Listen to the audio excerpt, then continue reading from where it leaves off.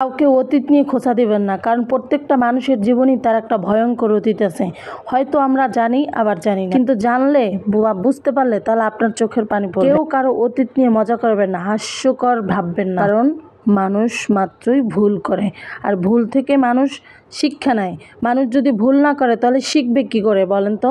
আপনারা একটা ভুল মানুষের পেলেই ট্রল করতে শুরু করেন। কেন ট্রল করতে শুরু করেন? তাকে অ্যাপ্রিসিয়েট করেন, তার পাশে থাকেন, তাকে সাপোর্ট করেন, তাকে মেন্টালি সাপোর্ট করেন।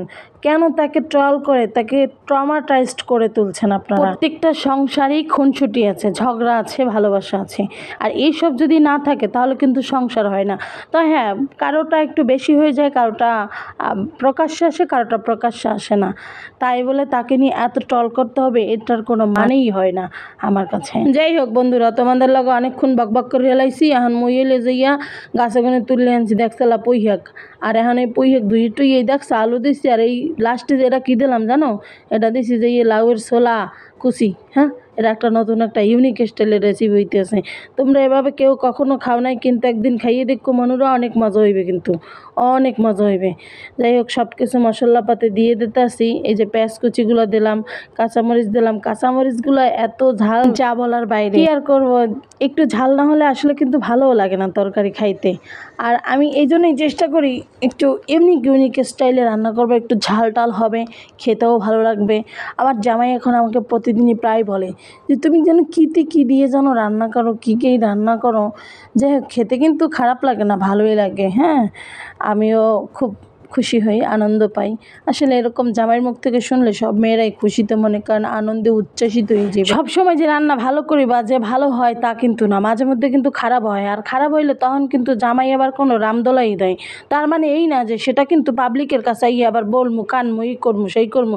হ্যাঁ, কিন্তু ওরকম হইবি। সংসার মানেই হয়েছে এইগুলো, বোঝেন না? এগুলো বুঝছি নিয়ে মনে করেন চলতে হইবে। কি শাকগুলোর এমনি মাখতেছে, আপনাকে খাইতে মন চাইতেছে, মুই দিয়ে আপনাকে মানে জিব্রায় যে লোলাইছে ওই লোলের শব্দ পাইতেছি, পানি যে টস টস করতেছে ওটার শব্দ পাইতেছি।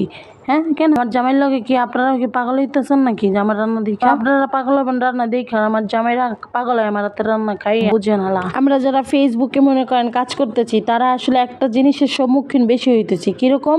আমাদের যারা আত্মীয় স্বজন আছে তাদের কাছে আমাদের ভিডিওগুলো আমরা আগে ফরওয়ার্ড করি, বা আমরা আগে তাদের কাছে আমরা বলি যে আমি পেজ খুলছি, আমাকে একটু লাইক করো, শেয়ার করো, সাপোর্ট করো।